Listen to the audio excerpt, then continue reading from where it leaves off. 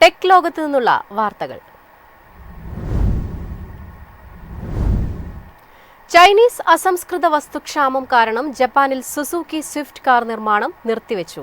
അപൂർവ ധാതുക്കളുടെയും ലോഹങ്ങളുടെയും കയറ്റുമതി ചൈന താൽക്കാലികമായി നിർത്തിവെക്കുകയായിരുന്നു. ചൈനയുടെ അപൂർവ എർത്ത് കയറ്റുമതി നിയന്ത്രണങ്ങളുമായി ബന്ധപ്പെട്ട നിർണായക ഘടകങ്ങളുടെ കുറവ് കാരണം സുസുക്കി മോട്ടോർ കോർപ്പറേഷൻ അവരുടെ ജനപ്രിയ കാറായ സ്വിഫ്റ്റിന്റെ ഉൽപ്പാദനം നിർത്തിവെച്ചു. മെയ് 26 മുതൽ ജൂൺ 6 വരെ സ്വിഫ്റ്റ് മോഡലിന്റെ ഉൽപ്പാദനം നിർത്തുമെന്ന് വാഹന നിർമ്മാതാവ് നേരത്തെ പ്രഖ്യാപിച്ചിരുന്നു. ജൂൺ 13-ന് സാഗര പ്ലാന്റിൽ സ്വിഫ്റ്റിന്റെ ഉൽപ്പാദനം ഭാഗികമായി പുനരാരംഭിക്കുമെന്നും ജൂൺ 16-ന് ശേഷം പൂർണ്ണ പ്രവർത്തനങ്ങൾ പുനരാരംഭിക്കുമെന്നും സുസുക്കി അധികൃതർ പറഞ്ഞു.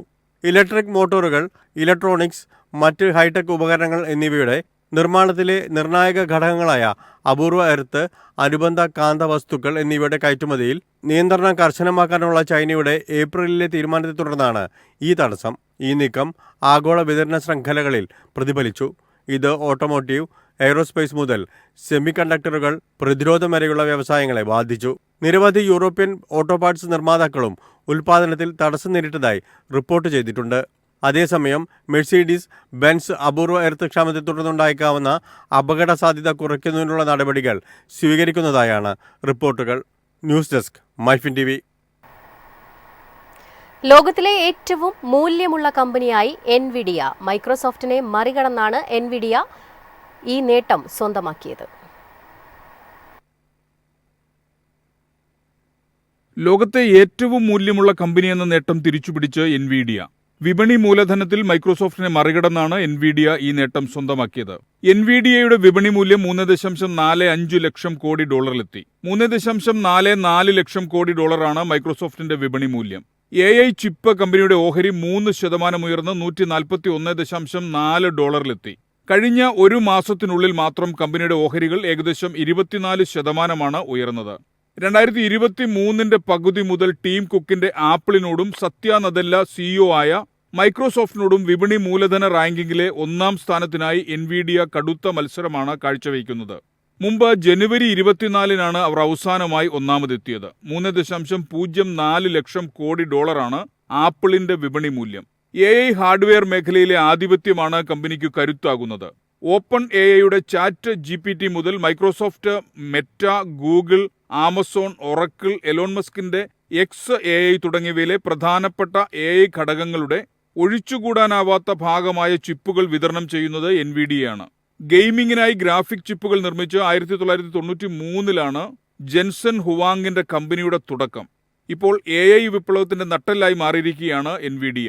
സമാന്തര ഡേറ്റ പ്രോസസ്സിംഗിലെ നിർണായകമായ ഘടകമാണ് ഇപ്പോൾ കമ്പനിയുടെ GPUകൾ. News desk, MyFin TV. Office സമയം കഴിഞ്ഞാലും അവധി ദിനമാണെങ്കിലും പണത്തിന് ആവശ്യമെങ്കിൽ മൊബൈൽ ആപ്പ് വഴി ഉടനടി അക്കൗണ്ടിലെത്തും. അതാണ് KSFE smart gold over draft. ഏത് ശാഖയിലും സ്വർണം വയ്ക്കൂ. മൊബൈൽ ആപ്പ് വഴി എപ്പോഴും എവിടെ വെച്ചും പണം പിൻവലിക്കൂ. പരമാവധി 50 ലക്ഷം രൂപ വരെ. അതിവേഗ പ്രോസസിംഗ്, 24/7 സേവനം. ഇനി ആവശ്യങ്ങൾക്ക് അവധി കൊടുക്കേണ്ട, സമയവും നോക്കേണ്ട. KSFE smart gold over draft. Digitally super charge your gold. ആപ്പിളിന്റെ ഈ വർഷത്തെ വേൾഡ് വൈഡ് ഡെവലപ്പർ കോൺഫറൻസ് തിങ്കളാഴ്ച ആരംഭിക്കും. ആപ്പിൾ iOSന്റെ പേര് മാറ്റുന്നതുൾപ്പെടെയുള്ള സുപ്രധാന തീരുമാനങ്ങൾ യോഗത്തിലുണ്ടായേക്കും. WWDC എന്നറിയപ്പെടുന്ന കോൺഫറൻസ് ജൂൺ 9 തിങ്കളാഴ്ചയാണ് ആരംഭിക്കുക. 4 ദിവസം നീണ്ടു നിൽക്കുന്ന ഇത്തവണത്തെ കോൺഫറൻസിൽ ആപ്പിളിന്റെ വിവിധ ഉപകരണങ്ങൾക്ക് ശക്തി പകരുന്ന iOS, iPadOS, macOS, visionOS, tvOS, watchOS എന്നിവയിൽ നിരവധി മാറ്റങ്ങളാണ് കൊണ്ടുവരുന്നത്. ഓപ്പറേറ്റിംഗ് സിസ്റ്റങ്ങൾക്ക് വ്യത്യസ്ത വേർഷൻ നമ്പറുകൾ നൽകുന്ന രീതിയിൽ ആപ്പിൾ മാറ്റം അവതരിപ്പിക്കുമെന്നാണ് വിവരം. പകരം വർഷങ്ങൾ അനുസരിച്ചായിരിക്കും പേര് നൽകുക. അതായത് 2025 സെപ്റ്റംബറിൽ പുറത്തിറങ്ങുന്ന iOSന് iOS 19 എന്ന പേര് നൽകുന്നതിന് പകരം 2026 പ്രതിനിധീകരിക്കുന്ന iOS 26 എന്ന് പേര് നൽകും. മറ്റ് iOSകളും ഈ രീതിയിൽ തന്നെയാവും പേരിടുകയെന്ന് ആപ്പിൾ അനലിസ്റ്റായ മാർക്ക് ഗുർപ്പൻ പറയുന്നു. ആപ്പിൾ പുറത്തിറക്കുന്ന വിവിധ iOSകൾ ഏതു വർഷമാണ് അവതരിപ്പിച്ചതെന്ന് എളുപ്പം മനസ്സിലാക്കാനും iOSകൾക്കെല്ലാം സമാനമായ പേരിടൽ രീതി പിന്തുടരാനും ആപ്പിളിന് സാധിക്കും. ഐഫോൺ, ഐപാഡ്, മാക് iOSകൾ പ്രധാനപ്പെട്ട ചില മാറ്റങ്ങൾ ആപ്പിൾ അവതരിപ്പിക്കുമെന്നാണ് റിപ്പോർട്ടുകൾ.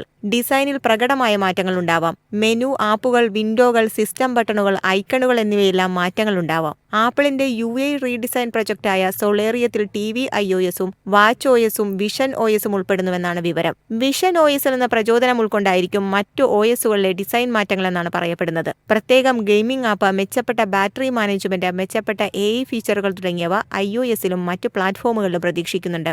News desk MyFin TV. ഇനി പിൻ കോഡുകൾ മറന്നേക്കൂ. നിങ്ങളുടെ മേൽവിലാസം ഡിജിറ്റൽ ആകുന്നു. ഡിജിപിൻ സംവിധാനം അവതരിപ്പിച്ച് ഇന്ത്യ പോസ്റ്റ്. പുതിയ ഡിജിറ്റൽ അഡ്രസ് സംവിധാനം അവതരിപ്പിച്ച് തപാൽ വകുപ്പ്. ഡിജിപിൻ എന്ന ഈ സംവിധാനം ഉപയോഗിച്ച് വിലാസങ്ങളുടെ കൃത്യമായ സ്ഥാനം കണ്ടെത്താനാവും. പരമ്പരാഗതമായി ഉപയോഗിക്കുന്ന പിൻകോഡുകൾ വലിയൊരു പ്രദേശത്തെയാണ് പ്രതിനിധീകരിക്കുന്നത്. എന്നാൽ 10 അക്ക ഡിജിപിൻ മേൽവിലാസം സ്ഥിതി ചെയ്യുന്ന കൃത്യമായ സ്ഥലം കണ്ടെത്താൻ സഹായിക്കും. ഓരോരുത്തർക്കും ഡിജിപിൻ കണ്ടെത്താൻ സർക്കാർ പ്രത്യേകം വെബ്സൈറ്റ് തയ്യാറാക്കിയിട്ടുണ്ട്.